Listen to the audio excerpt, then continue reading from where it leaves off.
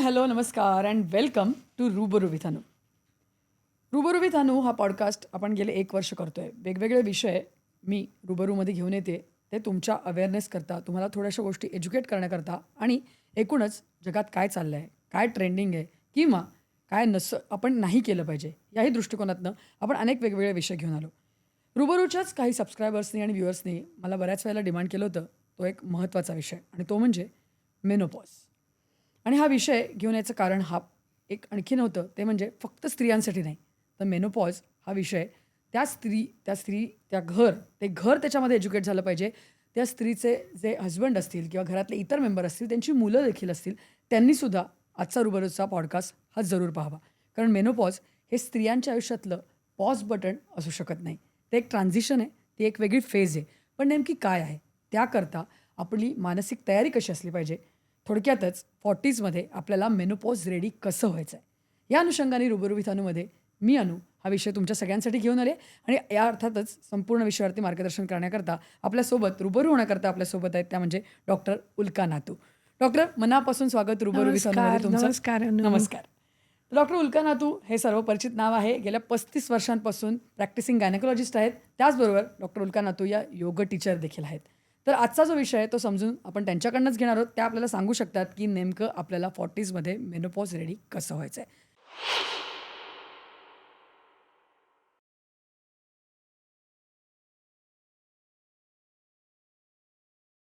Doctor, मी तुमच्याकडे येते. मी जसं सुरुवातीला म्हटलं असं की बऱ्याच वेळेला ना माझ्या बऱ्याचशा व्ह्युअर्सनी, पॉडकास्टर बघणाऱ्या लोकांनी मला हे म्हटलं होतं की बाकीचे बरेचसे मेडिसिनचे तू विषय आणलेस, परंतु मेनोपॉजसारखा महत्त्वाचा विषय घेणं गरजेचं आहे. कारण आज तो हँडल करण्याच्या दृष्टिकोनातनं आपली मानसिकता बनली आहे की नाही, इथपर्यंत प्रश्न निर्माण झालेत.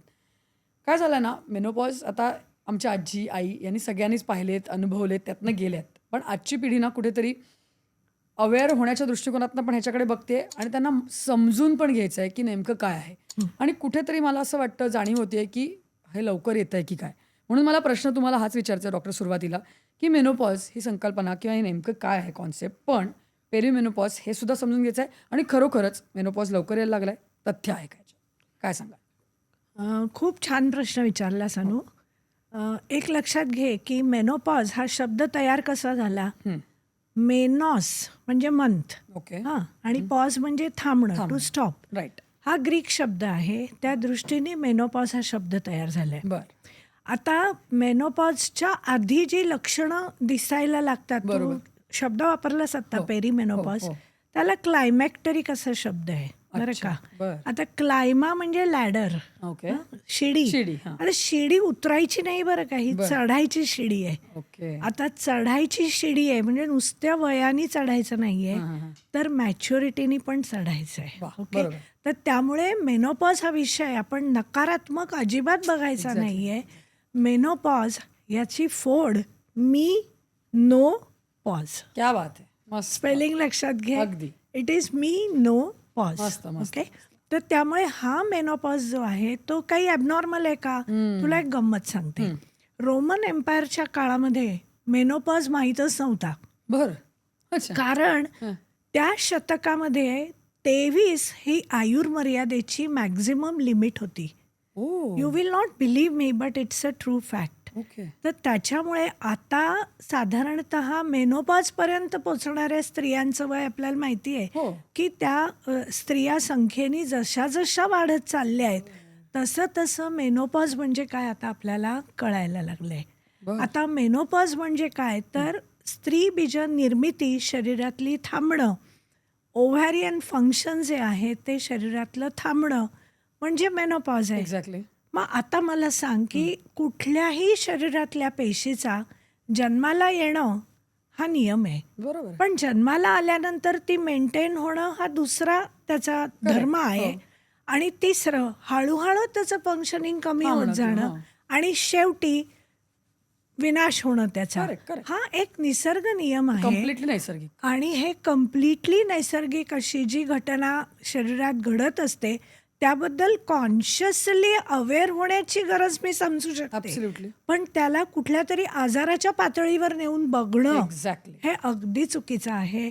सो आय फील की ageing is natural, but graceful ageing is something what we need to understand खरंय. आणि ते आपल्या ह्याच्यातून समजून घ्यायचा प्रयत्न करूया. नक्की. खूप छान सुरुवात केली आहेस. म्हणजे हे समजून घेणं खरंच गरजेचं आहे. कारण आज जसं मी म्हटलं तसं, की आजूबाजूला ना बायकांमध्ये कुठेतरी ही भीती आहे, की अरे माझं आता 40शी क्रॉस व्हायला लागली आहे. मी आता 40 प्लस झाली आहे. तर मला आता मेनोपॉज यायला सुरुवात होईल का? मग मला नेमकं काय होईल? ही एक कुठेतरी मनामध्ये भीती जी निर्माण झाली ना, तर ती आपल्याला आज कुठेतरी काढायची आहे. जसं तुम्ही मगाशी म्हणालात डॉक्टर, की सायन्स येतात, सिम्प्टम्स येतात. तर मला तेच विचारायचं आहे, की पेरिमेनोपॉज असेल किंवा म्हणजे ती सुरुवात झाली असं जर का आपण म्हटलं, जसं तुम्ही मगाशी म्हणालात, की लॅडर. हां. तर मग काय म्हणजे एक्झॅक्टली काय होतं? सुरुवात होते म्हणजे नेमकं काय होतं? आपल्याला कुठल्या गोष्टींकडे लक्ष दिलं पाहिजे, की बाबा आपण आता या एजमध्ये चाललोय, ही घटना घडणार आहे. बघ, पहिली गोष्ट स्त्रीच्या बाबतीत मेनोपॉज जवळ आला, पेरिमेनोपॉज किंवा प्री मेनोपॉज एक गोष्ट आहे, ओके. पेरिमेनोपॉज दुसरी, की त्याच्या अवतीभोवती काय व्हायला लागतं. बरोबर. आणि प्रत्यक्ष मेनोपॉज ही एक घटना आहे आणि पोस्ट मेनोपॉज ही चौथी स्टेज आहे. बरोबर. आता पेरिमेनोपॉज मध्ये काय काय व्हायला लागतं. मग काय होतं, पहिली गोष्ट मासिक पाळी जो मेन्स्ट्रुअल सायकल इरेग्युलर व्हायला लागते. ओके. आता तुला मी गंमत सांगते, ती लक्षात घे की मेन्स्ट्रुअल सायकल इरेग्युलॅरिटी ही वयाच्या आजकाल 14-16व्या वर्षापासून ते रिप्रोडक्टिव्ह एज ग्रुपमध्ये सुद्धा मेन्स्ट्रुअल इरेग्युलॅरिटी पाहायला मिळते. कारण PCOS किंवा पॉलिसिस्टिक ओव्हॅरियन सिंड्रोम हा प्रॉब्लेम वाढलाय. हा प्रचंड वाढलाय. त्यामुळे आता ही जी मी लक्षणं तुला सांगेन ना, ती तुला वाटेल ओ माय गॉड, ही तर लक्षणं तरुण मुलींना पण दिसतात. दिसतायत. हो ना. तर त्यामुळे ही इरेग्युलॅरिटी जी आहे ती प्रत्यक्ष रेग्युलर पाळी जी ज्या स्त्रीला येत होती तिच्या बाबतीत ती एकदम अनियमित व्हायला लागते. बरोबर. मग as regards the period flow जो आहे तो काही वेळा कमी व्हायला लागतो किंवा काही बायकांना जो तो फ्लो आहे तो जास्त व्हायला लागतो. हां, तर आपण बघितलं ड्युरेशन इरेग्युलॅरिटी म्हणजे काय, ड्युरेशन कमी व्हायला लागतं किंवा किंवा खूप जास्त वाढायला. पण होईल. म्हणजे एक 8-15 दिवसातच येईल ना, तर 2-3 महिन्यांनी पण येईल किंवा 1-2 दिवसच फ्लो असेल किंवा तो 4-5 दिवस एक्सेसिव्ह पण असू शकतो. Okay. So anything which may be abnormal you must report to the doctor immediately. Okay. आता दुसरं व्हायला लागतं ते म्हणजे सडनली यू नोटीस की बापरे मला ब्लोटिंग होत आहे का, किंवा एम आय गेनिंग वेट, किंवा माझ्या एनर्जी लेवल्स कुठे थोड्या कमी Down व्हायला होतायत. लागल्या आहेत का, Correct. किंवा असं होऊ शकतं की माझं BP वाढलंय किंवा suddenly I have started gaining weight. आता हे सगळे जे खरं म्हणशील ना तर इतरही अनेक कारणं याला कारणीभूत होत असू असतात. शकतात. बरोबर. त्यामुळे असं स्पेसिफाय करणं की हे नक्की आता मेनोपॉजचीच लक्षणं आहेत हे थोडंसं म्हणणं माझ्या दृष्टीने गैर आहे. बरोबर. एक गंमत सांगते की जे मासिक पाळी सुरू होताना जे हॉर्मोन्स आपल्या रक्तामध्ये निर्माण व्हायला लागतात, आपण म्हणू ओव्ह्युलेशन व्हायला लागतं, मग ओव्हरीज इस्ट्रोजन निर्माण करतायत, प्रोजेस्टेरॉन निर्माण करतायत, त्यासाठी तुझं ब्रेनमधलं पिच्युटरी, हायपोथॅलॅमस हे सगळं कार्यरत होतंय. करेक्ट. हे जे हॉर्मोन्स त्या स्पेसिफिक मेनार्कीच्या वेळेला निर्माण होतात ते हॉर्मोन वय आपलं लहान असतं, 5 वर्ष 7 वर्ष 8, तेव्हा निर्माण होतात का? ओके. नाही होत. मग त्यावेळेला डिप्रेशन असतं का? अजिबात नाही. मग 50शी नंतर हे हॉर्मोन कमी झाले म्हणून आता प्रॉब्लेम होत आहे ते म्हणणं कितपत लॉजिकल आहे? नाही. तुम्ही त्या फेज मधून ऑलरेडी गेलेला करेक्ट. आहात. So you know what is absence of those hormones. Absolutely. So आणि एक लक्षात घ्यायचा आहे मुद्दा खूप महत्वाचा, की जसा ॲब्सेन्स ऑफ हॉर्मोन हा टोटली रिस्पॉन्सिबल आहे सगळ्याला नाहीये, तसा दुसरा मुद्दा हा आहे की जसं एजिंग तुमचं होतंय आणि तुम्हाला हे सगळं दिसायला लागतंय, तसं त्याला सहन करण्यासाठी to accept it and adapt to it ते तुमचं शरीर निसर्गतः त्याला तयार होत असतं. बेस्ट. तर हा जो नॅचरल रिस्पॉन्स तुमच्या शरीराचा आहे, correct. Why don't you accept it की बाबा हे निसर्गतः होणारी घटना आहे. Exactly. केस पांढरे व्हायला लागले म्हणून रडतो का, किंवा ते दुखतं का डोकं, नाही ना, मग ठीक आहे ना, it is okay. Once you accept it in a different way and in a positive way, things are much different and your adaptability is better. तर तुम्हाला मगाशी एक प्रश्न विचारला होतास की मेनोपॉजचं वय आपलं थोडं हे बदलत चाललंय का, कमी होत आहे का, असं दिसतंय का कुठे? कमी नाही होत आहे. बर. पण एक गमतीचा भाग सांगते की भारतामध्ये ऑन अन ॲव्हरेज मेनोपॉजचं वय असं म्हटलं, एक टेक्स्टबुक पिक्चर सांगते की 40.3 ओके. ते 48.6 Okay. अगदी To be very specific precise. हां. Yes, yes. बोलायचं झालं तर. हं. पण हं. परदेशामध्ये हेच प्रमाण 51 पर्यंत जातं. काय सांगते? हो, ओके. त्यामुळे लहानपणी पण बऱ्याच वेळा असं म्हटलं जातं की आईचा मेनोपॉज ज्या वयामध्ये होतो हो. साधारण त्यावेळेला म्हणजे असं हेरिडिटरी या असू गोष्टी असू शकतं. शकतात. बस. असतंच असं नाही, नाहीये. Because are lot of factors responsible. तुमची मानसिकता, तुमची बाकी सगळी अडॅप्टेबिलिटी, Right. तुमचा स्वभाव, ओके. तुमचे सर्कमस्टन्सेस, बर. तुमचं एज्युकेशन, तुमची फायनान्शियल बॅकग्राऊंड कायच म्हणून तुला सांगू मी अच्छा, ह्या सगळ्या सगळ्या या factors. गोष्टीचा तुमच्या हॉर्मोनल स्टेटसवरती परिणाम होतो. Absolutely. Day and night cycle. आता प्रिमॅच्युअर एजिंग तू जे म्हणले हो. वय कमी होत आहे हो, का, हो, हो. बघतोय आपण आता की फर्टिलिटी पण कमी होत चाललेली आहे. आता ते AMH लेवल्स कमी होत आहेत. सो ऑल दॅट लाईफस्टाईल किंवा स्ट्रेस जो आहे त्याच्यामुळे निर्माण होणारे ऑटो अँटीबॉडीज हा विषय ना खरंच तुला सांगते इतका इंटरेस्टिंग आहे Absolutely. पण खूप मोठा आहे. आणि त्याला हे जाणवतं की आजकालची जीवनशैली आणि ताण याला बऱ्याच अंशी जबाबदार आहे. पण डॉक्टर म्हणजे असं जसं मी म्हटलं आता की मेनोपॉजचं एज कुठेतरी कमी होताना दिसतंय तसं लहान म्हणजे खूप लवकर वयामध्ये पिरियड्स येण्याचं प्रमाण पण कुठेतरी वाढताना दिसतंय. नक्कीच. मग या गोष्टीचं कोरिलेशन असू शकतं का? नाही म्हणजे ज्या आता समजा एखादीचा पिरियड खूप लहान वयात सुरू झाला है ना, एक 9-10 वर्षीत सुरू Exactly, झाला, exactly. हां. तर ती हे गणित नाही मांडू शकत की Okay. मग माझा जाईल लवकरच. आता जास्तीत जास्त किती होईल. अजून एक गोष्ट तुला सांगते, मेनोपॉज जो आहे ना तो कधी कुठल्या वयात हे आता आपण बोलतोय. हो, हो. प्रत्यक्ष मेनोपॉज हा मुलगी जन्माला येते तेव्हा सुरू होतो. ओ. धक्का बसला नाही मग ऐकून? नक्कीच.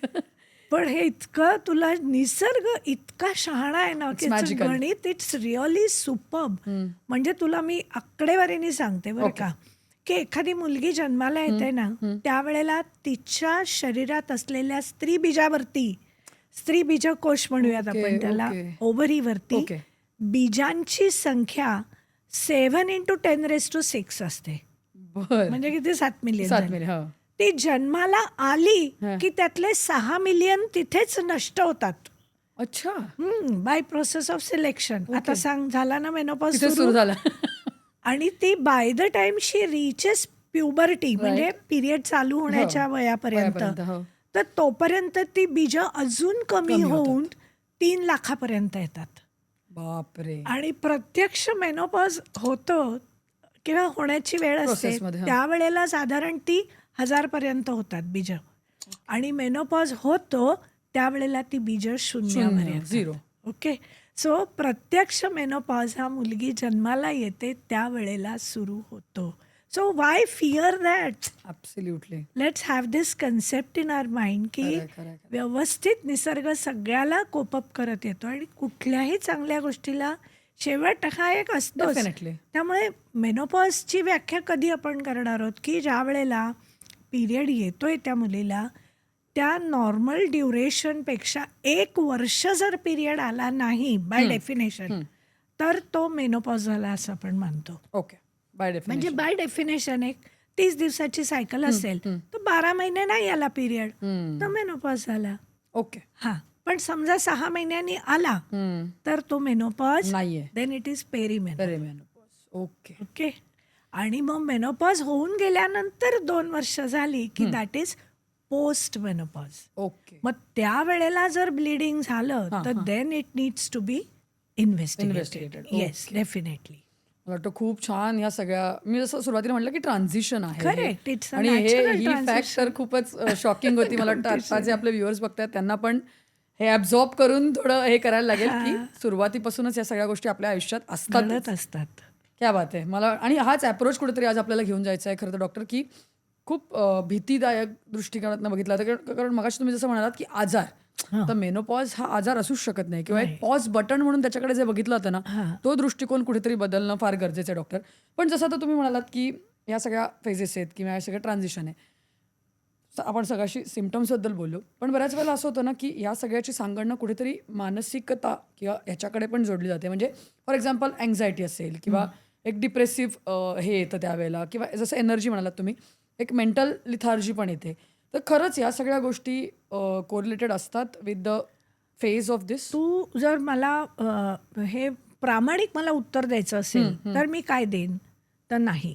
अच्छा. हां, बरं. म्हणजे let us be very honest about it. Okay. मी तुला गंमत सांगते. मध्यंतरी मी एका संस्थेमध्ये मेनोपॉजवरच्या कार्यशाळा घ्यायला जात होते. बरीच वर्ष मी त्या कार्यशाळा घेत होते. बरं. आणि बऱ्याच यंग मुली पण अशा उत्सुकतेने ऐकायला यायच्या Correct, बरं का. आणि मग आम्ही छान एक प्रश्नावली तयार केली होती आणि देत होतो. हां. आणि मग त्याच्यात असे अँझायटीचे खूप प्रश्न होते, डिप्रेशनचे होते की बाबा आज घरात कामाला बाई येणार नाही असं तिने सकाळी नॉर्मली Message केलंय, हां. मेसेज केलाय. हां. तर ताण किती जणांना येईल? 100 100. बरं, या गटामध्ये 30-35च्या मुली पण मुली होत्या पण बरं का, होत्या, आणि हां. 50च्या पण होत्या. बरं. आता ज्या वेळेला माझी अपेक्षा काय होती हं. की 50 आल्यानंतर हं. हे एक उदाहरण म्हणून मी हो, हो, दिलं की exactly. या विषयाची अँझायटी हं. 50ला आलेल्या स्त्रीची कमी असायला पाहिजे ना. हो.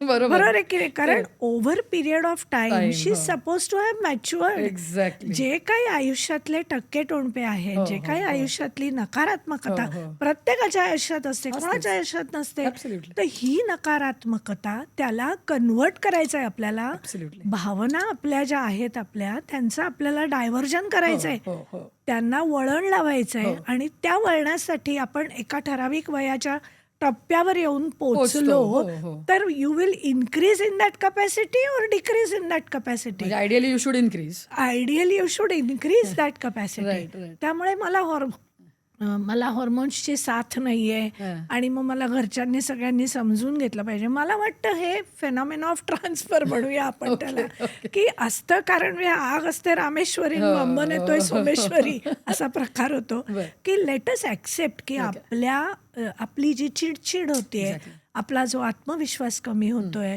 आपल्याला जो नर्वसनेस आलेला आहे, किंवा आपल्याला काय असतं की हा एक गोष्ट मान्यच करायला पाहिजे की मस्क्युलोस्केलेटल सिस्टीमवर जो आपल्या वाढत्या वयाचा परिणाम होतो त्यामुळे थकवा येतो. हो. पायातल्या स्नायूंची ताकद कमी कमी होते. होते. हो. किंवा आपली कॉग्निटिव्ह जी ॲबिलिटी असते, काही समजून घेण्याची विषय किंवा आपली मेमरी असते, त्याच्यामध्ये थोडीशी कमी दिसायला लागतं किंवा कुठेतरी कमतरता जाणवते. गॅस्ट्रोइंटेस्टिनल सिस्टीम आहे, नर्वस सिस्टीम आहे, ट्रेमर्स यायला लागतात. किंवा आता या आणि सगळ्या अनेक गोष्टींमुळे वजायनल ड्रायनेस आहे, सेक्शुअल लाईफ अफेक्ट होऊ शकतं. ह्या आणि अशा अनेक इतर कारणांमुळे चिडचिड होऊ शकते. अच्छा.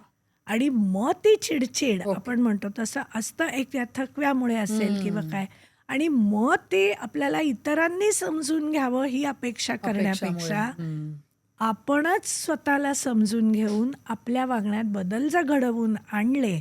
काही वेळा काय होतं, हॉट फ्लॅशेसचा त्रास आता येणारच असतो. होते त्याच्यावरती. मेनोपॉज म्हटल्यानंतर हल्ली हॉट फ्लॅशेस आणि मग लगेच झोप लागत नाही आणि मग स्लीप एपनिया आणि हे सगळं असं विशेष सर्कल कुठेतरी बायकांनी मनात घर केलं त्याचं. मी तुला एक खूप छान उदाहरण देते. समज आपण समुद्रातून जाणार आहोत, कुठेतरी क्रूजला जाणार आहोत बरं का. आता त्या क्रूजला तू जेव्हा त्या शिरशील त्याच्यामध्ये, तर किनाऱ्यावरच शिरशील ना, असं नाही की मिड सी मध्ये नाही जाऊन जाऊ शकत. नाही. तर त्या किनाऱ्यावर शिरताना ते जहाज जेव्हा आत जातंय, सुरुवातीला लाटा असतात की नाही, येस. पण ते जहाज खोल पाण्यात जातं, करेक्ट. त्यावेळेला तिथे लाटा नाही आहेत. मग तुम्ही त्या क्रूजवर 1 दिवस 2 दिवस राहिला, तुम्हाला जाणवतच नाही की आपण Absolutely. पाण्यात आहोत. बरोबर. मग मेनोपॉज हा समुद्र आहे, समजला. सुरुवातीला हे जे हेलकावे आहेत किंवा दोलायमान जी स्थिती आहे, ती सुरुवातीला थोडी till the time your body is getting use to it. मग ह्या हॉर्मोनल चेंजेसमुळे आपलं हायपोथॅलॅमसचं ब्रेनचं जे सेंटर असतं, जे जिथे टेम्परेचर रेग्युलेशन असतं, त्याचं सेटिंग थोडंसं बदलतं आणि त्याच्यामुळे हॉट फ्लॅशेस येतात. मग काय होतं, ते हॉट फ्लॅशेस आले की घाबरून जायला होतं, की एकदम पॅनिक सारखं होतं की हे काय. एकदा आत्ताच्या क्षणी घरचे म्हणतात, वेडी झाली का तू, आत्ता तर तुला एसी हवा होता, सडनली म्हणते थंडी लागते, बंद करत. It is not badness, it is just that your body is getting accustomed to these hormonal changes आणि म्हणून ते होत आहे. So once you are aware of this fact, मग त्याच्यासाठी ट्रीटमेंट करायची शक्यता ऑलमोस्ट नील होऊन जाते. ओके. सो म्हणजे त्याच्याकडे एवढ्या पॅनिक होऊन नाही बघण्याची नाही गरज नाही हेच अजिबात आपण नाही. सांगण्याचा जस्ट कुठेतरी प्रयत्न once you are aware things become very much. Okay. हां पण ओके जसं मी आता ह्याचं म्हटलं ना, मेनोपॉज म्हटल्यानंतर एक ह्या गोष्टींची भीती वाटते ना, तसं बऱ्याचशा बायकांमध्ये ना ह्या पण कंप्लेंट्स आता तुमच्याकडे डॉक्टर म्हणून पेशंट्स म्हणून येत असतील, अशा बायका सांगत असतील की हेअरफॉल सुरू झाला आहे डॉक्टर माझा, किंवा माझी स्किन एकदम ड्राय व्हायला लागली आहे. बरोबर म्हणजे ज्या गोष्टी आपण रोज कॅरी करतो त्याच्यामध्ये कुठेतरी चेंजेस व्हायला लागले ना, की बरोबर मग कुठेतरी तो कॉन्फिडन्स असतो ना बायकांचा, तो तो कमी व्हायला कमी सुरुवात होतो. होते. की बरोबर आहे. हेअरलाईन माझी व्हायला लागली आहे कमी, करेक्ट. माझं वजन अचानक वाढायला लागलं आहे जे मला कंट्रोल होत नाही आहे, आणि मग जसं म्हटलं स्किनमध्ये चेंजेस यायला लागले. ह्या सगळ्या गोष्टी कशा आहेत ना रोज दिसतात. मग त्याच्यात बदल झाले की कॉन्फिडन्स कमी होतो, आणि मग कुठेतरी जे मगाशी तुम्ही म्हणालात चिडचिड, हे या सगळ्या गोष्टी कुठेतरी सुरू होतात. करेक्ट. हां मग हे कसं गोष्टी हँडल करायचं? जसं करेक्ट. आता उदाहरण घेऊयात आपण. हां आता हॉट फ्लॅशेसचं हो, उदाहरण hot flashes दिलं. झालं. हां आता हे हॉट फ्लॅशेस जर मला कमी करायचे असतील तर मी काय केलं पाहिजे? माझ्या जेवणातला स्पायसीपणा ओके. हां किंवा नॉन व्हेजिटेरियन आयटम्स हो. Which are not otherwise beneficial for ते मी कमी केले पाहिजेत. बर. स्किनचा ड्रायनेस मला जर घालवायचा असेल तर कुठल्या गोष्टींनी मला माझ्या त्वचेला तेज आणणं राईट. किंवा ड्रायनेस कमी करणं शक्य आहे त्या गोष्टी माझ्या आहारात डेफिनेटली असल्याच पाहिजे. बर. म्हणजेच माझ्या जेवणामध्ये भरपूर पालेभाज्या असल्या पाहिजे. बर. माझ्या जेवणामध्ये ताजी फळं असली पाहिजेत. करेक्ट. भरपूर सॅलड्स असली पाहिजेत. सर्वात महत्त्वाचं मला नियमित व्यायाम केला पाहिजे. ॲब्सोल्युटली. नियमित व्यायाम केला. आता ड्रायनेस जो आहे तो व्यायाम करून जाणार आहे असा मला नाहीये. दावा नाही करायचा. Correct, correct. पण रक्ताभिसरण जर तुम्ही सुधारलं तर तुमच्या शरीराला, मनाला, चेहऱ्याला, एकूणच जो मस्क्युलोस्केलेटल सिस्टीमला जो तजेला येणार आहे करेक्ट. तो इतर दुसऱ्या कुठल्याही बाहेरच्या औषधांनी किंवा क्रीम्सनी येणार आहे का? नाही येणार. करेक्ट. निश्चितच नाही. म्हणजे म्हणजे मी योग क्षेत्रात अभ्यास करते किंवा रेकमेंड करते म्हणून, पण हे आपल्याला आपल्या ऋषीमुनींनी सांगितलेलं आहे की आपलं देह सौंदर्य वाढवायचं असेल तर या सगळ्या गोष्टी आवश्यक आहेत ना. ॲब्सोल्युटली. मग त्यासाठी प्राणायाम आवश्यक आहे. त्यासाठी म्हणजे काय देह सौंदर्य, दिव्य सौंदर्य, भाव सौंदर्य, ह्या सगळी सौंदर्य जी आहेत आपली ही नुसती आपल्या बाह्य मेकअपनी वाढणार नाही आहे. हो, हो. तर हे सौंदर्य वाढवण्यासाठी वैचारिक सौंदर्यही तुम्हाला वाढवायला लागेल ना. Correct, correct.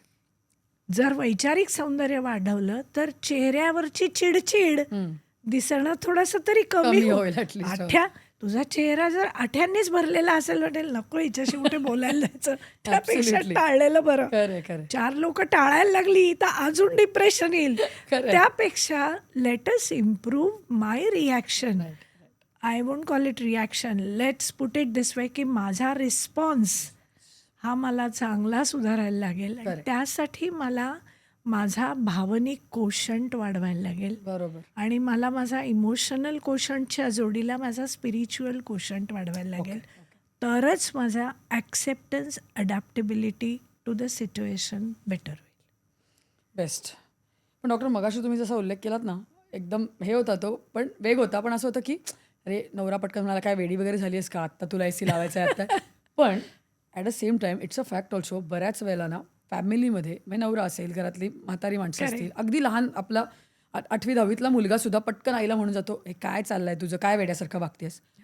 सो कुठेतरी ना या सगळ्या फेजमध्ये ऑलरेडी ती बाई थोडीशी नाही म्हटलं तरी थोडीशी एका वेगळ्या झोनमध्ये असते. आणि मग त्यावेळेला आजूबाजूची लोक जेव्हा लेबल करतात ना की काय कशी वागतेय किंवा काय हे चाललंय वेडेपणा, तेव्हा म्हणा ती ती ती हे कुठेतरी आणखीन त्या कोशात जाते आणि असं तिला वाटायला लागतं की आपल्या या सगळ्या फेजचा आपल्या कुटुंबियांना त्रास होतोय की काय कुठेतरी.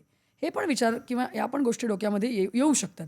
तर माझा प्रश्न असा आहे की म्हणून मी सुरुवातीला पण म्हटलं होतं की हा पॉडकास्ट फक्त बायकांसाठी नाहीये. इनफॅक्ट मला हेच सांगायचंय की तुम्ही ज्यांच्याबरोबर राहता, तुमच्याबरोबर जे पुरुष, मग तो तुमचा मुलगाही असेल, तुमचा नवराही असेल, तुमचा सासराही असेल, कोणी, त्यांनी सुद्धा सगळ्यांनी हे ऐकणं पाहणं गरजेचं. ह्याच्यासाठी वाटतं मला की या सगळ्या फेजमध्ये फॅमिली सपोर्ट हा कसा आणि किती द्यायला पाहिजे. हे बघ, फॅमिली सपोर्ट हा सगळ्याच क्षेत्रांमध्ये अतिशय महत्वाचा आहे. 100%. विदाऊट दॅट कुटुंब आनंदात राहू शकत नाही. ॲब्सोल्युटली. त्यासाठी मी ना कुठेतरी वाचलेल्या 4 टिप्स सांगते बरं का. काय त्या माझ्या स्वतःच्या नाही आहेत पण छान वाटल्या मला वाचल्या तेव्हा.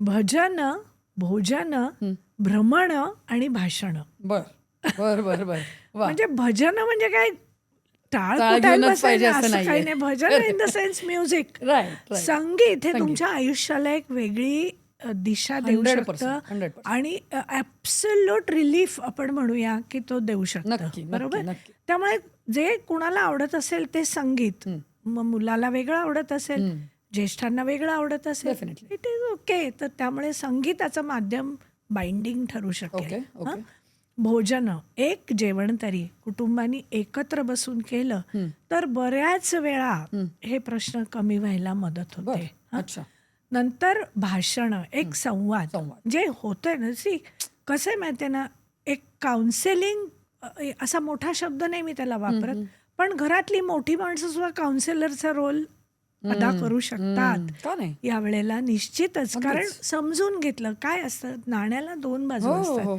त्यामुळे तुला काय म्हणायचंय, त्यावेळेला तू काय म्हणून गेली, बरोबर. त्यावेळेला तुझी मनस्थिती काय होती, बरोबर. अगं होतं असं, नको काळजी करू. एवढे 4 धीराचे शब्द सुद्धा खूप आणि अनुभवाचे मोठा बोल असतात. अनुभवाचे बोल असतात.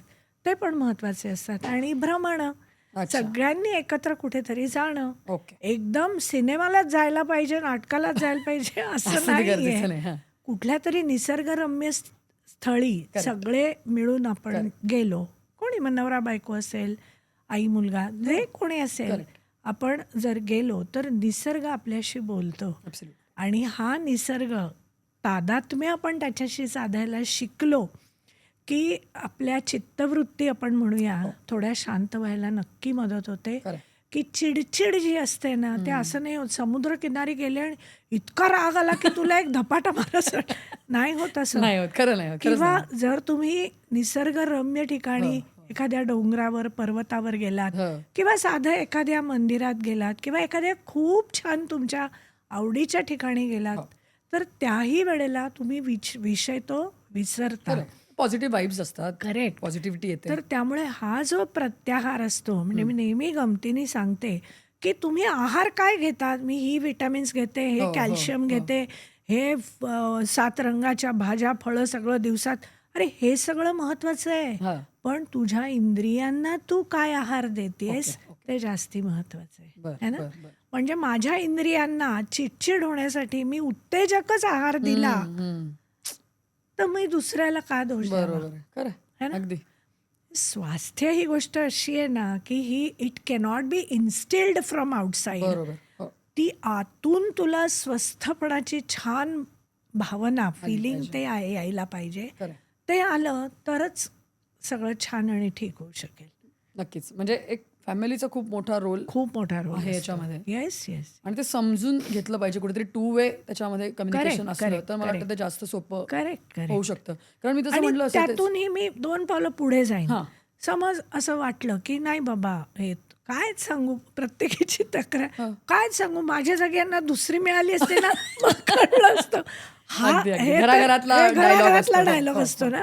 तर त्यामुळे असं वाटतं की ठीक आहे, हं, हं. जे असेल ते मनाशी, as much as you have the reason Yes. And the right to express yourself, you also have the freedom not to express and keep quiet. Absolutely बस. तर त्यामुळे कधी कधी सायलन्स पण खूप मोठा बस असतो. खूप मोठा असतो ना. मौनम सर्वार्थ Absolutely. साधनम. गप्प राहा, राईट दॅट्स ओके. खरं खरं पण जसं मी आता म्हटलं डॉक्टर की 40s मध्ये हे एक पॉज बटन होत आहे का इतपत हे वाढलेलं आहे. आता तुम्हाला माहितीच असेल तुमच्याकडे Correct. येणार खूप असतील अशा येतात. बायका की Correct. मला आता ह्याची, तर मग काय याची एक योग्य वेळ आहे का या सगळ्याची तयारी करण्याची, मानसिक एकदम शारीरिक छान, सगळ्याच लेवल? एकदम छान प्रश्न.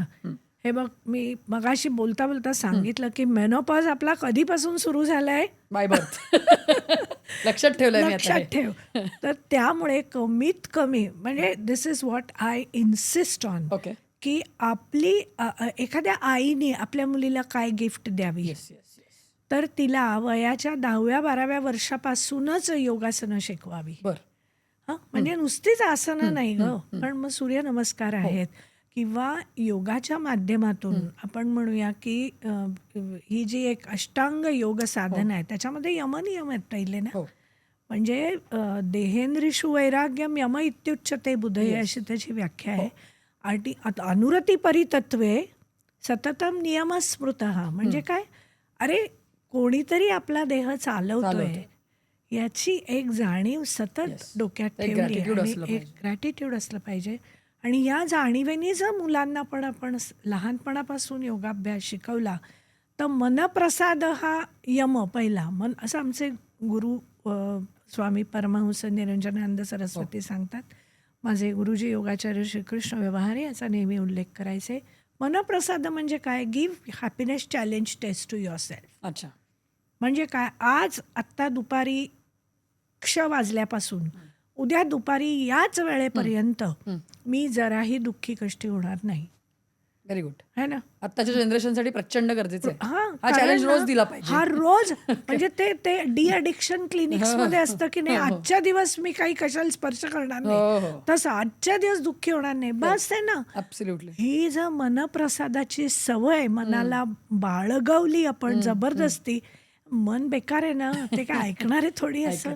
तर ती सवय आपण इंद्रिय निग्रहाची सवय, ओके. नंतर दंती मेंटल रिस्ट्रेंट्स फॉलो करायचं, नंतर भावशुद्धी आहे, त्यानंतर तितिक्षा, सहनम सर्व दुःखानाम अप्रतिकारपूर्वकम चिंता विलापरहितम.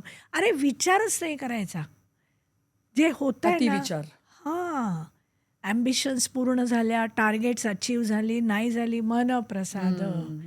हे आपण ॲटिट्यूड लहानपणापासून शिकलो तर मेनोपॉज तर किस झाड की मुली, खरं है आहे. ना? Absolutely. You will be happy all throughout in your career period, in your menopause, post menopause. It will help to a very great extent. Definitely.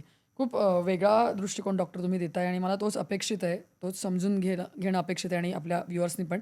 कारण फक्त त्याच्याकडे आजार किंवा एक निगेटिव्हिटी किंवा एक काय बाबा ते आली आहे ही फेज, कशी तरी हँडल करून 5-6 वर्ष काढीन, असा जो बघण्याचा दृष्टिकोन आहे ना, तो कुठेतरी बदलण्याची फार गरजेचं आहे. Correct. त्या बाईसाठी पण, त्या फॅमिलीसाठी पण Correct. आणि as a whole, so that हे चेंजेस पुढे जाऊन तरी येऊ शकतील. करेक्ट. मला पुढे जाऊन डॉक्टर तुम्हाला तेच विचारायचं आहे, या सगळ्या डाएट किंवा या सगळ्या जीवनशैलीकडे आपण पुन्हा एकदा येऊ. परंतु बऱ्याच वेळेला ना आता ह्या सगळ्या गोष्टी अवेलेबल आहेत म्हणून स्त्रियांना हे एक असतं की आता मी कुठले मेडिकल चेकअप्स किंवा टेस्ट या पिरियडमध्ये खूप करून घेणं महत्त्वाचं आहे. गरजेचं आहे. काय सांगाल, काय खरंच करायला पाहिजे?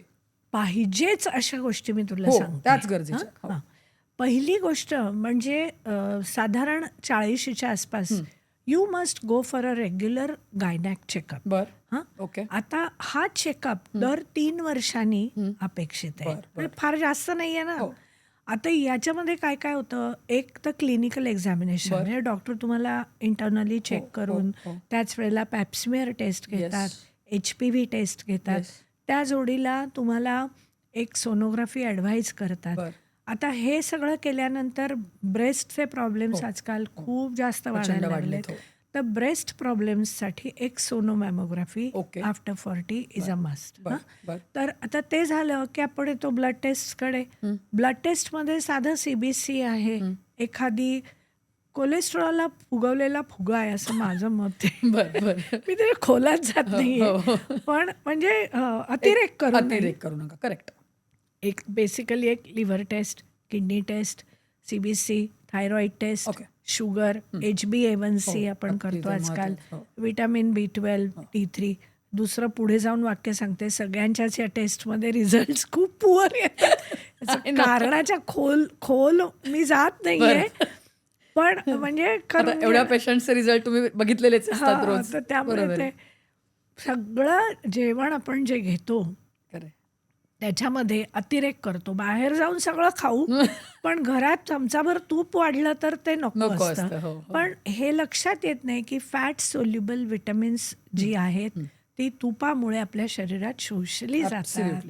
तर हे शोषलं न गेल्यामुळे बाकी सगळ्या डेफिशियन्सीज, मग मेनोपॉझल एजमधला ऑस्टिओपोरोसिस असेल किंवा काही मोठे प्रश्न आहेत खूप.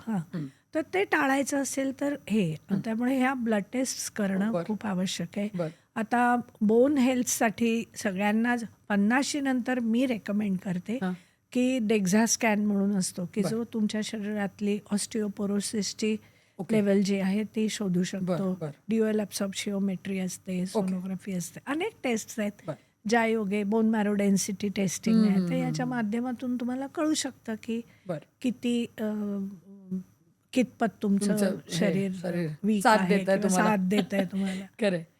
सो या बेसिक टेस्ट करून घ्यायच्या. त्याच्यात काही जर वाटलं तर मग of course doctors will guide you. Yes, yes, yes. Doctor जसं तुम्ही त्या टेस्ट सांगितल्या अत्यंत महत्त्वाच्या आहेत त्या आणि जसं आपण म्हटलं की ह्या करायलाच पाहिजेत त्या आपण सांगितल्या. बऱ्याच वेळेला काय होतं ना, एक कॉन्सेप्ट असते डोक्यामध्ये की असं ऐकलं पण जातं की मेनोपॉज झाला आहे किंवा येतोय म्हटल्यानंतर स्त्रियांची स्पेसिफिकली हार्टची किंवा हार्ट अटॅक येण्याची ही जी आहे म्हणजे प्रोबॅबिलिटी जी आहे ती कुठेतरी वाढते. याच्यामध्ये ॲक्च्युअल फॅक्ट काय आहे? हां, खूप चांगलं विचारलंस तू हे. कारण असं म्हटलं जातं. हां, म्हणजे हे हां. ऐकिवात असतं ना. नाही नाही, ऐकिवात नाही आणि ही वस्तुस्थिती हां, आहे म्हणूनच विचारलं की की फॅक्ट काय? इस्ट्रोजेन डेफिशियन्सीमुळे म्हणजे जे इस्ट्रोजनची मात्रा रक्तातली खूप कमी झाल्यामुळे ही प्रॉबेबिलिटी वाढते. बरं. हां, पण ही इतकी कोणाच्या बाबतीमध्ये वाढते ओके. हे लक्षात घे. महत्वाचं आहे. खूप महत्वाचं आहे. हं. Those who smoke, okay, those who are alcoholic, okay, those who have a very irregular lifestyle, okay. those who are too much stressed in life, बर. आणि झोपण्याचं ज्यांचं चक्र उशिरा झोपायचं, उशिरा उठायचं, आणि दुसऱ्या ज्यांच्यामध्ये अजिबात एक्सरसाइज ज्या करत नाहीत, शून्य शून्य, नो हो, असतात एक्सरसाइज ना, हो. आणि ओबेसिटी, ओके. या These are the factors. Factors which will be responsible for okay. Giving Heart attacks increased किंवा इन्सिडन्स ऑफ हार्ट अटॅक. नाही मला तुम्ही हा तर प्रश्न विचारायचं त्यामुळे- कारण तेच होतं कारण हां, की- आजचं बघितलं तर कमी एजमध्ये हार्ट अटॅक्स येण्याचं प्रमाण खूप वाढलं आहे. त्याच्यामुळे बायकांच्या डोक्यात हा प्रश्न येतो की बाबा माझे पिरियड्स येत आहेत ना तोपर्यंत मी सेफ आहे. पण पिरियड्स संपले. दुसरी एक गमतीची गोष्ट सांगते तुला. असा एक समज असतो ना की ओव्हरीमधूनच फक्त आपल्या इस्ट्रोजन हॉर्मोन निर्माण होतो. हो. तर दुसरा एक सोर्स इस्ट्रोजनला असतो. अच्छा. तो ओके. म्हणजे आपली फॅट, ओ चरबी. Is it? म्हणजे ओबेसिटी म्हणा, मग तू ओबेसिटीला कसं काय म्हणते? हां, असं नाहीये. राईट. अतीव ओबेसिटी असेल that is harmful. Harmful definitely. Correct. पण समजा मर्यादेत थोडंसं फॅट हेल्दी म्हणूया आपण. हेल्दी म्हणूया, हेल्दी. तर they are also blessed with release of oestrogen from their fatty tissue. हो. तर त्यामुळे तेही तो त्यांना थोडासा फायद्याचा मुद्दा असतो. अच्छा. ओके. तर त्यामुळे फक्त मेनोपॉजच हार्ट अटॅकला जबाबदार आहे असं नाही. नाही म्हणता येणार. तसं जर बघायला गेलीस तर एका ठराविक समज 70ला आलेल्या स्त्रियांपेक्षा पुरुषांमधलं हार्ट अटॅकचं प्रमाण नक्कीच जास्तच आहे. जास्ती आहे. 100% जास्त आहे. करेक्ट. तर त्यामुळे हेही आपल्याला माहिती आहे की मेनोपॉज झाला म्हणजे दुसऱ्या दिवशी हार्ट अटॅक आला असं होणार नाही. खरंय. हं? त्यामुळे ह्या सगळ्या गोष्टी पण नियमिततेने फॉलो करणं, बरोबर. विशेष करून I would emphasise that exercise okay. कमीत कमी 30 ते 40 मिनिटं आठवड्यातले 5 दिवस तरी चाल. हे माझं नाही हो रेकमेंडेशन, नाही बरोबर आहे. हे WHO WHO चं आहे. रेकमेंडेशन Yes, आहे. yes. तर एवढं तरी केलंच पाहिजे. बरं. काही करा, एरोबिक एक्सरसाइज करा, ॲनारोबिक करा, स्विमिंगला जा, ट्रेकिंगला जा, चालायला जा, रोज सूर्यनमस्कार, कितीतरी प्रकार आहेत. हो, है ना? खरं. सो तुम्हाला जे सूट होतील, जमतील, करता येतील. यथा अभिमत म्हणतो ना, तर ज्याला जी इच्छा आहे ते त्यांनी करा, खरंय. पण करा. कारण that weight bearing is also exercise. साधं चालणं इट इज सो ब्युटिफुल. आणि हे करणं हे तुमची बोन हेल्थ चांगली राखण्यासाठी, ऑस्टिओपोरोसिस टाळण्यासाठी पण खूप महत्वाचं आहे. नक्की. मला वाटतं म्हणून मी मगाशी या सगळ्याचा उल्लेख ह्याच्यासाठी केला की बायकांच्या डोक्यामध्ये ना या संकल्पना आहेत कुठेतरी रुजलेल्या की मेनोपॉज आलाय तर मग हे पण होईल का, आपल्याला ते पण होईल का, हार्टच कमकुवत होतील, हार्ट अटॅकच येईल. तर या सगळ्या थोड्या मिथ्स किंवा या सगळ्याचं दृष्टिकोन अप्रोच हे कुठेतरी बदलणं गरजेचं आहे. तुम्ही डॉक्टर उल्लेख केलात एक्सरसाइजचा, पण मला त्याच्या पलीकडे जाऊन हे पण तुम्हाला विचारायचं आहे कारण आजकाल डाएटचं फॅडच म्हणते किती वाढलं आहे तुम्हालाही माहिती असेल. Correct. X diet, Y diet, हे डाएट, ते डाएट सगळं करतात आणि मग कुठेच थांबत नाहीत किंवा कुठेच पोचत नाहीत खरं सांगायचं तर. पण मग मेनोपॉजच्या दृष्टिकोनातनं जसं तुम्ही मगाशी म्हणालात की बऱ्याचशा गोष्टी चेंज होतात ज्या नैसर्गिक आहेत. पण त्याला एक सपोर्ट म्हणून एक डाएट कशा प्रकारे त्यावेळेला असलं पाहिजे आयडियली काय सांगाल डॉक्टर म्हणून?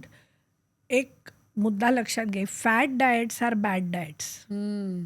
त्यामुळे कुठल्याही प्रकारचं डाएट करताना प्रत्येक व्यक्तीचा मेटाबॉलिक रेट वेगळा आहे. Yes absolutely. प्रत्येक व्यक्तीची खाण्याच्या पदार्थांची आवड वेगळी आहे, तिची सवय आणि पोटाची डायजेशन कपॅसिटी वेगळी आहे. हे सगळे मुद्दे ध्यानात घेऊन कुठलाही आहार जो आहे आहार तज्ज्ञ देऊ शकत नाही.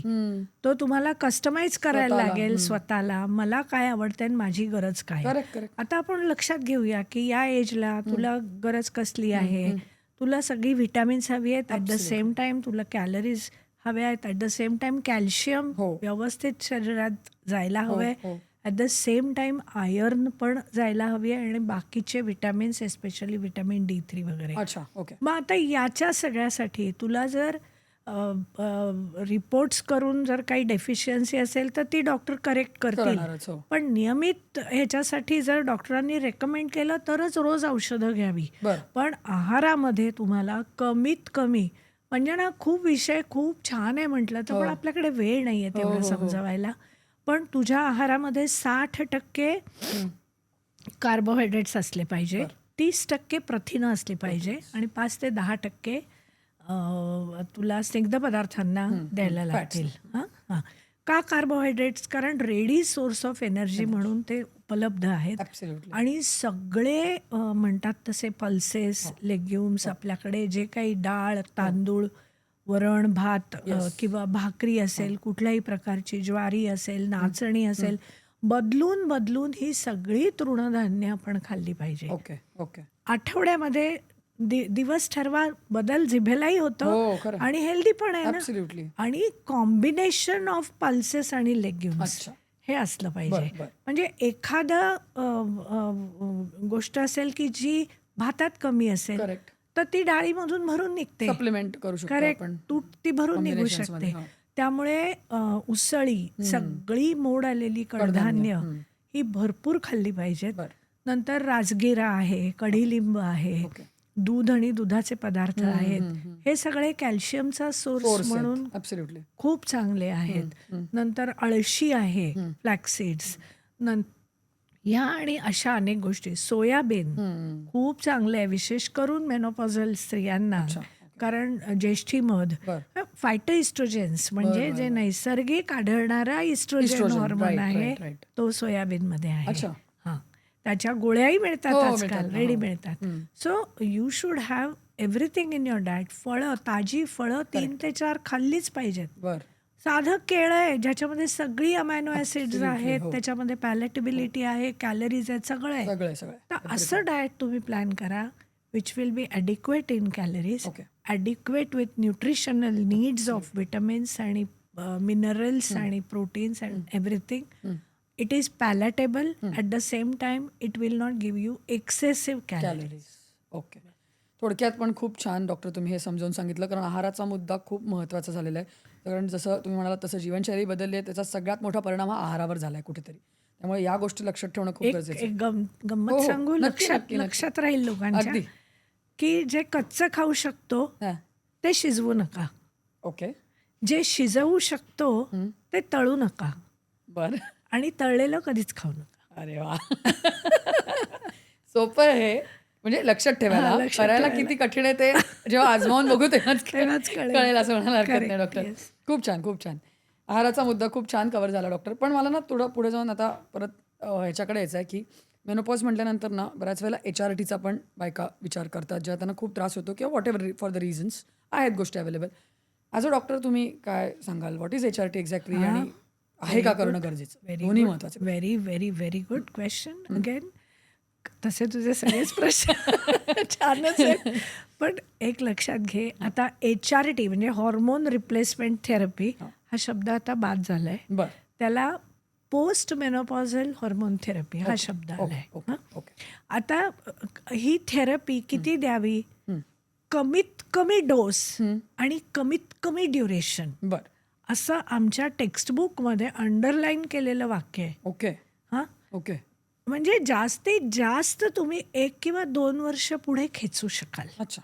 बस, ह्याच्यापेक्षा जास्त नाही. ओके. कारण अति केलं तर ब्रेस्ट कॅन्सरची शक्यता 26% वाढते ओ. आणि हार्ट अटॅकची शक्यता 29% वाढते असं लिटरेचर सांगतं. बापरे. हे माझ्या मनचं संख्या मी आकडे सांगत नाहीयेत. नाहीये. हो, हो, हो. हं?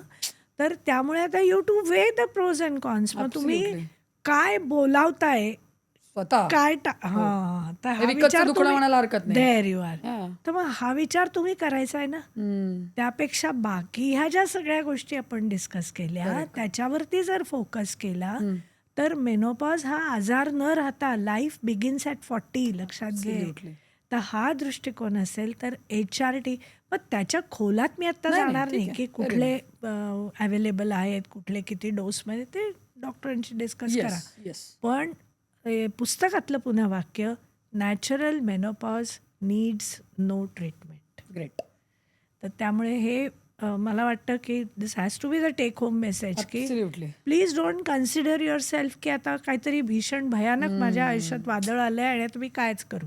No, it is not like that. कारण तेच होतं ना, डिसीज आहे म्हटल्यानंतर ट्रीटमेंट असाच कुठेतरी समज झालेला करेक्ट. मेनोपॉजकडे बघण्याचा. हां, तोच आपण कुठेतरी आज दूर करायचा प्रयत्न करतो. करेक्ट.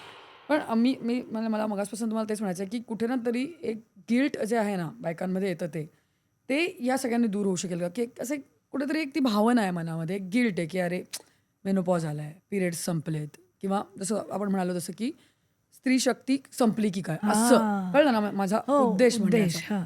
तर ते खूप भयंकर अंगावर येतं या हां, गोष्टी, हां. मानसिकता. करेक्ट. तर ती आपण कशी बदलू शकतो? करेक्ट. आता हे बघ, इस्ट्रोजन या शब्दाचा अर्थ सांगते तुला. इस्ट्रोजन हा पुन्हा ग्रीक शब्द आहे अच्छा. आणि त्या शब्दाचाच अर्थ आहे मॅड विथ डिझायर. हो ओके तर म्हणजे आता इस्ट्रोजन कमी झाला की माझी सगळ्यातलीच इच्छा आता गेलीच. आता संपलं. आता हां. वाट लागली. म्हणजे हां, आता हां. मी स्त्री म्हणून मी कायच राहिले की आता पिरियड नाही. एक्झॅक्टली अरे पण त्याही पलीकडे जाऊन आता you are not only a adolescent or a child bearing age मधली मुलगी. Now you are a mature lady. Absolutely. तर त्यामुळे ह्या मॅच्युरिटीचा other side of the coin you to look at it की तुझा फ्रंटल ब्रेन आता जास्ती डेव्हलप झाला आहे. अच्छा अच्छा फ्रंटल ब्रेन डेव्हलप होतो म्हणजे काय होतं की तुझी भावनिक ताकद अधिक वाढते. वाढते. So once you have this, आणि कसं आहे ना, माझ्याचकडे beauty lies in the eyes of beholder, Absolutely. Right. तर त्यामुळे माझ्याकडे मीच जर अपराधी भावनाने बघायला लागले तर मला कोण किंमत देणार आहे? खरं अगदी बरोबर. त्यामुळे you have to treat your own self. हे ॲब्सोल्युटली सर्वात महत्वाचं आहे. ॲब्सोल्युटली. उद्धरेत आत्मन म्हणतो ना, म्हणजे स्वतःची ट्रीटमेंट करायची असते. दुसरा, health cannot be given to you from outside Absolutely. Or by anyone. खरं ओके. तर त्यामुळे जे घडणारे बदल आहेत ते होतातच. खरं म्हणून जाता आता मी मगाशी जसं तुम्ही म्हणाला डॉक्टर की इट्स अ बिगिनिंग, अशा Correct. दृष्टिकोनातनं आपण त्याच्याकडे बघायला पाहिजे. तर काय म्हणजे टेक होम मेसेज तुम्ही मगाशी एक दिलाच आहे चांगला, पण तरीसुद्धा मी जसं म्हणते सुरुवातीपासून की ह्याच्याकडे डिसीज म्हणून न बघता एक चांगल्या पॉझिटिव्ह ॲप्रोचने जर का आपल्याला बघायचं असेल तर या सगळ्या ज्या आपल्या प्रेक्षकवरल्या बायका ज्या बघतायत स्पेसिफिकली, ज्या या एज ग्रुपमधनं आता जात आहेत किंवा जाणार आहेत किंवा त्यांच्या मुलीसुद्धा या पुढे या प्रवासात सामील होणारच आहेत, करेक्ट. त्यांना काय सांगाल तुम्ही की त्यांचा ॲप्रोच बदलेल? करेक्ट. आपल्याला काय हवंय? हेल्थ. हो. बरोबर. HEALTH ह्याचा गमतीशीर फुल फॉर्म सांगते. His energy acquired lovingly through him. हो हो नाईस. बस. ओके. तर त्यामुळे त्याचीच दिलेली ती एनर्जी आहे ज्यामुळे मी आज हिंडते, फिरते, बोलते, हसते, नाचते, काय गप्पा आपण मारते, करतो जे सगळं. काय करते ते it is his energy. I am going to acquire it lovingly correct. Without any controversies with anyone. काही नाही, बस. आणि थ्रू हिम म्हणजे त्यांनीच दिलेल्या ताकदीचा वापर करून देअर यू आर. तर ती गोष्ट मी साध्य करणार आहे. मग त्यासाठी मला त्यांनी काय काय दिलंय? मला 5 शरीरं दिली आहेत त्यांनी मला. हो हो अन्नमय शरीर दिलंय, प्राणमय दिलंय, मनोमय दिलंय, आनंदमय दिलंय, विज्ञानमय. करेक्ट. सगळ्याचा वापर करते ना. मग या सगळ्याचा वापर करून मी व्यवस्थित मला स्वतःला हेल्दी ठेवेन. Not only for others but for my on self. Great.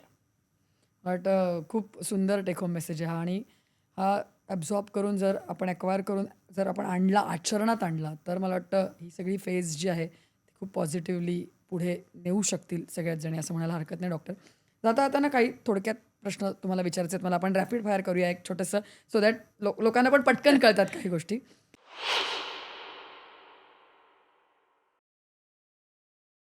One word for menopause. Me know pause. Correct. याचा अर्थ मगाशी समजावून सांगितलेलाच आहे आपण, बस. त्यामुळे ते बघतीलच. किंवा मेन ओ पॉज. आणखीन बेटर आहे असं म्हणायला हरकत नाही. नक्की. Best habit for 40+ women. Best habit. Drop it. Okay. Okay. कळलं ना? कळलं. सगळंच ड्रॉप इट. सोडा. सोडा. बस. सोडा आणि पुढे यू जा. To develop that habit. Correct. सोडा आणि पुढे जा. बस. Absolutely. You will be happy and will make others happy. Great, great, great. One thing woman should stop doing after 40. Stop. You should stop. Gossiping. खूप कठीण काम सांगितलं असं नाही वाटत डॉक्टर. पण I think that is necessary. Necessary. Okay, okay. हे मी नाही सांगत हं. नाही, नाही. अरविंदो आश्रमाच्या ज्या मदर होत्या ओके, त्यांचा हा सुंदर मेसेज आहे की बस okay. How gossip is bad for our health. Actually विचार करणार की विचार करण्यासारखी. नक्की. Last, one thing woman should start doing after this age. Swamiji म्हणतात accept, okay. Adapt and accommodate. Great. खरं. है ना? ॲब्सल्युटली. ॲक्च्युली ह्या 3 शब्दांवर जर आयुष्य फिरवलं खरं. तर स्वर्ग बनतं. ॲब्सल्युटली. आणि मला वाटतं हे बियॉन्ड एज आहे. Beyond age it's applicable for anyone Anyone. And everyone at any age and stage in Actually. Life. मला वाटतं खूपच छान. आणि जसं सुरुवात केली होती ना आपण या सगळ्याकडे, म्हणजे माझा सुद्धा दृष्टिकोन जो होता ना तो सुद्धा डॉक्टर तुम्ही खूप चेंज केलात, ॲप्रोच चेंज केलात. आय होप की या रुबरूमधनं आपल्याला ज्या बायका बघतायत, त्यांच्या फॅमिलीज बघतायत, त्यांचाही ॲप्रोच चेंज होईल.